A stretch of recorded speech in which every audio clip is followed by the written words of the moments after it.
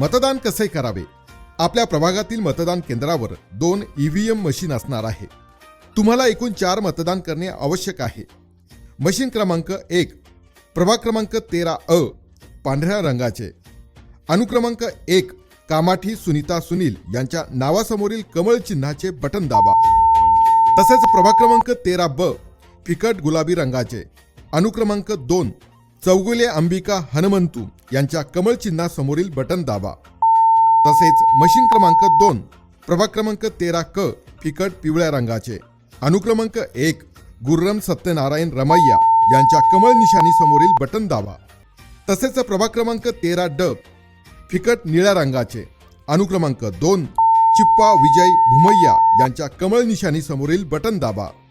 प्रत्येक जागेसाठी बटन दाबल्यानंतर लाल लाईट लागेल. याचा अर्थ मतदान प्रक्रिया पूर्ण झाली आहे.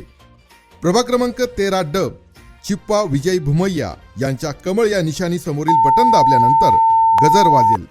याचा अर्थ तुमची 4ही जागेची मतदान प्रक्रिया पूर्ण झाली आहे.